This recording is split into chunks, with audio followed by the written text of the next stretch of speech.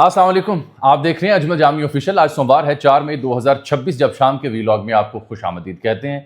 یہ ہے وہ ون کانسٹیٹیوشن ایونیو جو پورے پاکستان کا سب سے بڑا مسئلہ بنا ہوا ہے۔ اس بیچ میں ہمارے جناب انصار عباسی صاحب معاشرتی اصلاح کے لیے جم میں خواتین اور مرد اکٹھے ایکسرسائز کیوں کرتے ہیں، اس کے لیے جنگ میں سٹوری بھی لکھ رہے ہیں، ٹویٹ بھی کر رہے ہیں۔ حنا پرویز بٹ اور دیگر کے ساتھ ان کا یدھ بھی جاری ہے۔ معاشرتی اصلاح بڑا اچھا کام ہے، اس کی اصلاح بھی اگر ہو جائے تو بری بات تو نہیں ہے۔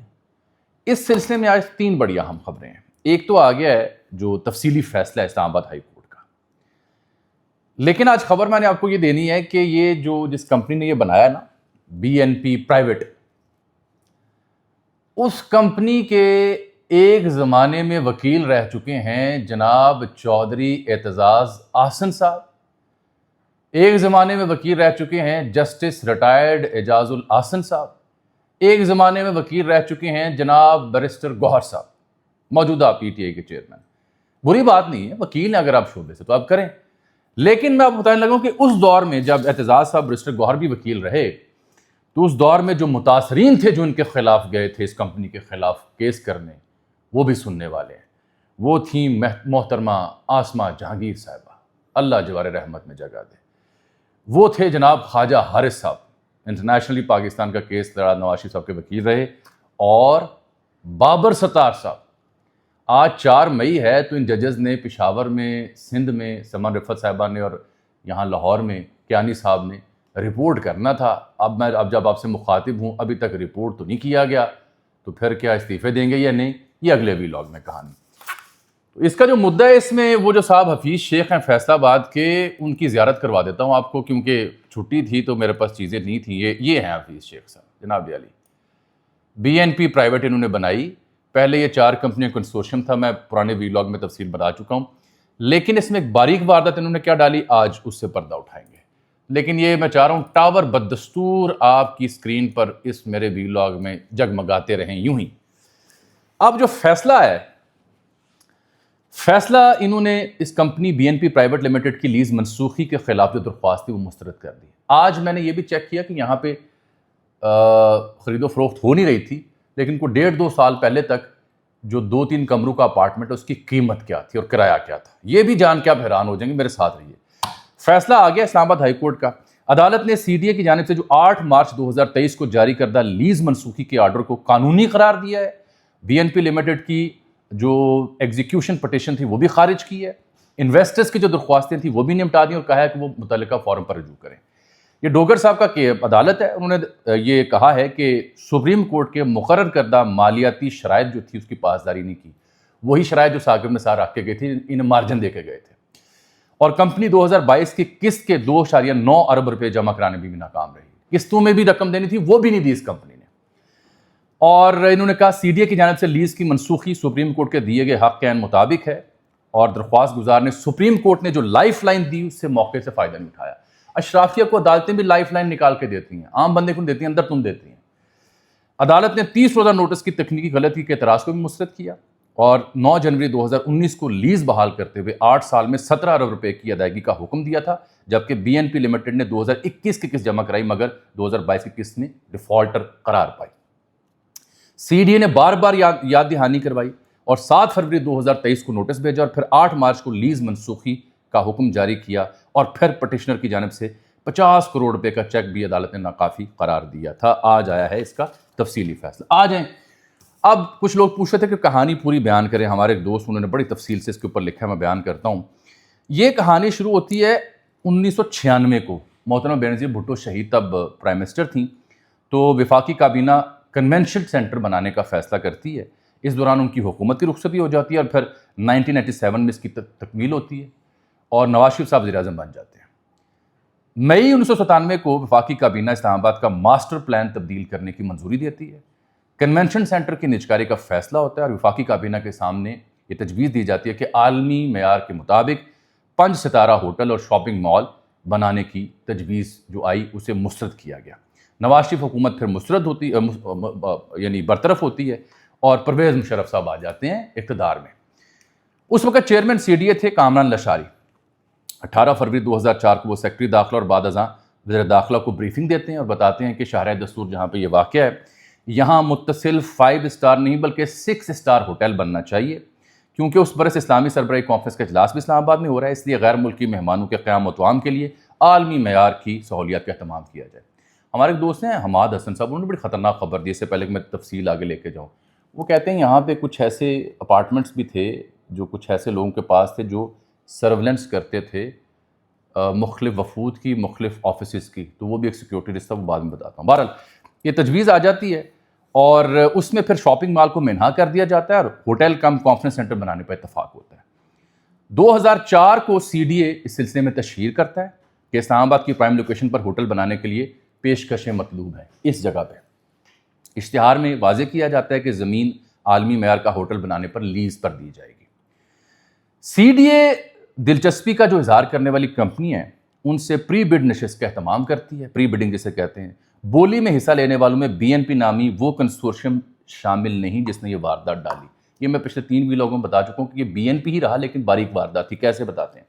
2 کمپنیاں پری کوالیفیکیشن کے مرحلے میں کامیاب ہوتی ہیں، ایک کا نام تھا MS ہاشوانی ہاشو گروپ، دوسری کا نام ہے MS Pakistan services private limited اور ہوٹل پرائیویٹ لمیٹڈ، مگر CDA کی طرف سے اس بڈنگ کو منسوخ کر دیا جاتا ہے یکسر۔ پھر 28 ستمبر 2004 کو دوبارہ اشتہار شائع ہوتا ہے اور اس بار پھر فیصلہ آباد سے جو پاشا صاحب ہے جن کا میں ذکر کر رہا ہوں، ایک نسبتاً چھوٹے بزنس مین عبدالحفیظ شیخ پاشا 4 کمپنیوں کے اشتراک سے بولی میں حصہ لیتے ہیں، یعنی BNP کے مراد کیا، Bismillah textile mills, Niagara mills private limited, Paragon city private limited اور بلحاصہ انٹرنیشنل کمپنی کا consortium Bismillah Niagara paragon کے نام سے میدان میں آتا ہے۔ 75,000 روپے فی مربع گز کی بولی کی قیمت قبول کر لی جاتی ہے۔ کہانی یہاں ختم نہیں ہو رہی، سنیے۔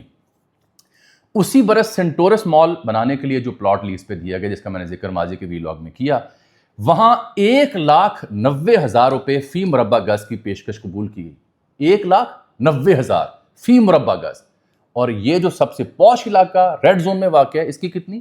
75,000 فی مربع گز۔ زمین آسمان کا فرق تب بھی ڈالا گیا۔ آگے پھر شاہراہ دستور کے آغاز میں یہ 13.5 ایکڑ زمین جو ہے ارزاں نرخوں پر دے دی گئی، عالمی معیار کا ہوٹل بنایا جانا تھا۔ بولی دہندہ نے 15 سال کے دوران مجموعی طور پر 4 ارب 88 کروڑ روپے ادا کرنے ہیں، جبکہ 45 دن میں 15% ادائیگی یعنی 80 کروڑ روپے دینے تھے، اور یہ قیمت قطع اراضی کے حوالے کر دیا جاتا ہے۔ بولی سے پہلے ایک فریق کی جانب سے تحریری طور پر CDA سے پوچھا جاتا ہے کہ سروس اپارٹمنٹ سے کیا مراد ہے۔ CDA بتاتا ہے کہ سروس اپارٹمنٹ اور دکانیں اس منصوبے کا حصہ ہیں مگر انہیں کسی کو فروخت نہیں کیا جا سکتا، یعنی جس طرح ہوٹل کے کمرے کرائے پر دیے جاتے ہیں اس طرح سروس اپارٹمنٹ استعمال ہوں گے، مگر CDA نے لیز حاصل کرنے والا نہیں، نہ ہی کسی کو یہ بیچ سکتا ہے اور نہ لیز پر دے سکتا ہے۔ 8 اکتوبر 2005 کو زلزلہ آ جاتا ہے۔ اسلام آباد میں کثیر المنزلہ جو عمارت ایک گر جاتی ہے، مارکیٹ ویلیو ڈاؤن ہو جاتی ہے ایسے تمام پروجیکٹس کی۔ BNP کی طرف سے پیمنٹ ری شیڈول کرنے کی درخواست آتی ہے اور وہ قبول کر لی جاتی ہے۔ وہ ان کا زلزلہ آیا، مارکیٹ ڈاؤن ہے، پیمنٹ ری شیڈول کر دیں، کر دی۔ بہت فیسیلیٹیٹ بہت کرتے ہیں اشرافیہ کو ہمارا سسٹم۔ عام بندہ اگر لون شون میں پھنس جائے اس کو فیسیلیٹیٹ نہیں کرتے، گاڑی لون پہ لی اس کو پکڑنے آ جاتے ہیں، راہ چلتے گاڑی روک کے گاڑی نکال لیتے ہیں۔ یہاں پہ بینک بھی گارنٹی دیتے ہیں، بینک آف پنجاب ہوں، ری اسکیجول بھی قرضہ کر دیا جاتا ہے۔ آگے سنیں، کمپنی کا آرکیٹیکٹ لے آؤٹ پلان جمع ہوتا ہے تو CDA کی طرف سے واضح کیا جاتا ہے کہ لگژری رہائشی اپارٹمنٹ نہیں بنائے جا سکتے۔ تب تھرڈ پارٹی سب لیز کے لیے CDA سے NOC مانگا جاتا ہے تو انکار کیا جاتا ہے۔ اس دوران سول ایویشن اتھارٹی کی جانب سے اعتراض سامنے آتا ہے کہ 725 فٹ بلند عمارت نہیں بنائی جا سکتی، زیادہ سے زیادہ 330 فٹ تک اوپر آپ جا سکتے ہیں۔ وزارت دفاع اور پاک فضائیہ کی طرف سے بھی اس موقف کی تائید کی جاتی ہے۔ زیر تعمیر عمارت کو 43 منزل تک لے جانے کی بجائے 23 منزلوں پر اکتفا کرنے کا فیصلہ ہوتا ہے۔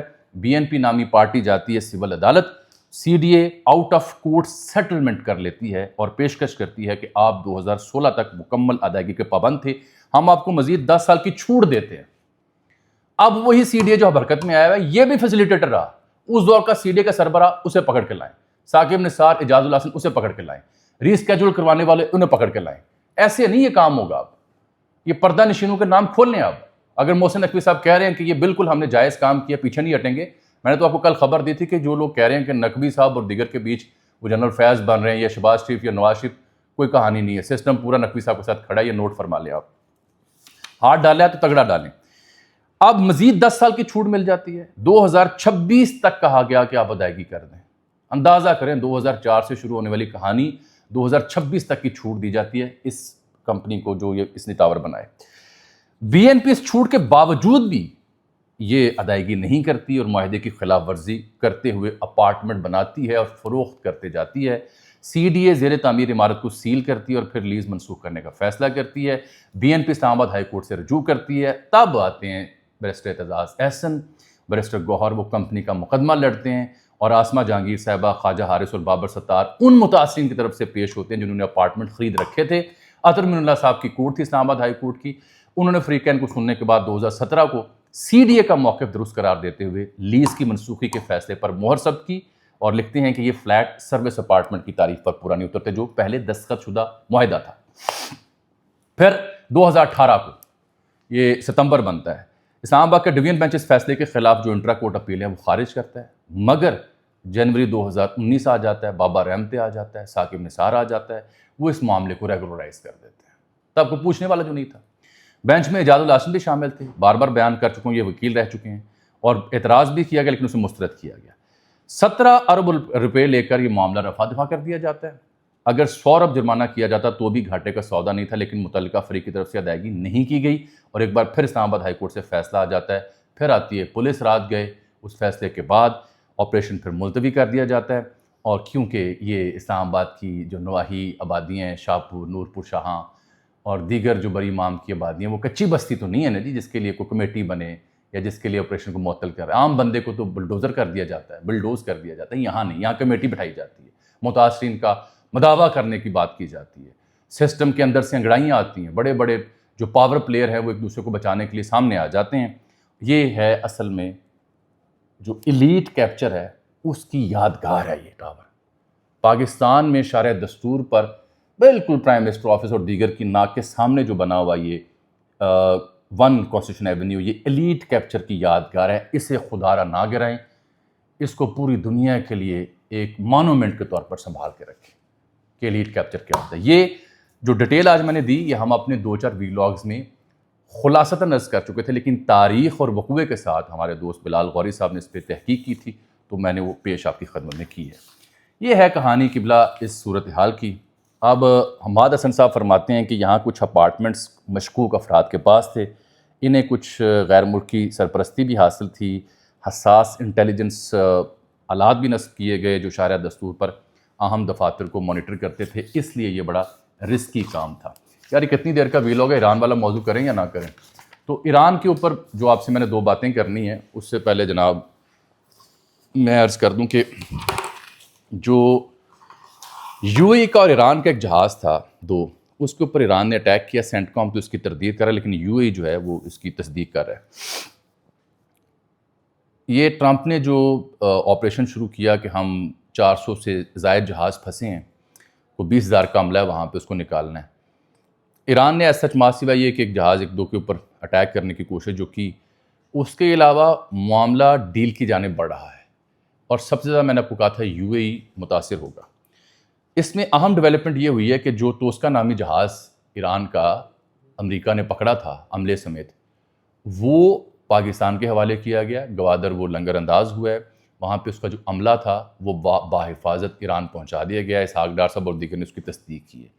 اگین یہ اس جانب اشارہ ہے کہ کچھ معاملات بہتری کی جانب جا رہے ہیں. ایک جہاز جو امریکی نیوی کے قبضے میں تھا اس کو پاکستان کے حوالے کیا گیا اور پھر وہ ایران میں اس کا عملہ واپس چلا گیا. ایک خبر اور دیتا ہوں، ایک ان کا بھارتی جو تھا جہاز عمان سے بھارت جا رہا تھا، ایم وی گوتم. ایم وی گوتم جو ہے وہ بحر عرب میں پھنس گیا، مسئلہ ہو گیا، اس سے ایمرجنسی ہو گئی. تو گوتم کی مدد کرنے پھر پہنچا کشمیر. کشمیر ہے پاکستانی نیوی کا جہاز. تو گوتم نے کشمیر کی مدد حاصل کی کیونکہ ایمرجنسی کال چلی جو میری ٹائم سیکیورٹی کے ذریعے آس پاس کے ممالک کو دینا لازم ہے. وہ بھارت جو میدان میں کھیل کے میدان میں ہاتھ نہیں ملاتا، اس کی جانب سے پیغام نشر کیے گئے میری ٹائم سیکیورٹی اور دیگر جو رابطہ کاری کے طریقہ کار ہوتے ہیں نیوی میں، اور اس کے تحت پھر پاکستانی جہاز کشمیر وہاں پہنچا. اس نے وہاں پہ 6 بھارتی عملے کے لوگ تھے، ایک انڈونیشیا کا تھا، انہیں خوراک دی، طبی امداد دی، انہیں گائیڈ کیا اور ان کی روٹی چھوٹی بھوجن بھی انہیں فراہم کیا گیا. جو میں ذکر کر رہا تھا اس کا یو اے ای کا، ڈیلی میل نے آج ایک تبصرہ کیا، میں صبح کے ویلاگ میں مزید بات کروں گا۔ ڈیلی میل یہ کہتا ہے، بڑی خطرناک خبر ہے یو اے کے حوالے سے، وہ کہتا ہے جنگ نے دبئی کو ختم کر دیا، جنگ نے دبئی کو مکمل ختم کر دیا ہے۔ روزانہ یو اے کو 45 کروڑ پاؤنڈ کا نقصان پہنچ رہا ہے۔ اس میں بیچز، کلبز، لگژری ریسٹورنٹس اور 5 اسٹار ریزورٹس جو ہیں وہ تقریباً خالی پڑے ہیں، ہوٹل بند ہو چکے ہیں، اور وہ دبئی کا ایئرپورٹ جو مصروف ترین تھا اب معمول سے بہت کم وہاں رہ چکی ہے۔ دبئی اب پہلے جیسا نہیں رہا، یہ ان کی سرخی کا مفہوم ہے، اور بالخصوص ایک ایسا شہر جو اس سال 2 کروڑ سیاحوں کی آمد کا خواہش مند تھا، اس میں سیاحوں کی تعداد بہت گر چکی ہے۔ پام جمیرہ، دبئی مرینا اور جمیرہ کے ساحلی ریزورٹس خالی پڑے ہیں، اب وہاں پہ سیاح نظر نہیں آتے۔ دبئی کو روزانہ 45 کروڑ کا نقصان۔ لیکن اس بیچ میں خبر ایک اور ہے، وہ خبر یہ ہے کہ جو ہم نے کہا تھا نا یو اے اسرائیل کا جو اتحاد اور گٹھ جوڑ ہے، جس کے اوپر جب میں بات کرتا ہوں تو کئی دوست بڑے معترض ہوتے ہیں، بھائی اس کی تصدیق ہو رہی ہے۔ اسرائیلی چینل 12 ہے، اس کو اگر آپ دیکھیں، وہ تصدیق کے ساتھ چھاپ رہے ہیں کہ دفاعی تعاون اسرائیل کے ساتھ یو اے کا اب پبلک ہو چکا، یہ کوئی ڈھکی چھپی بات نہیں ہے۔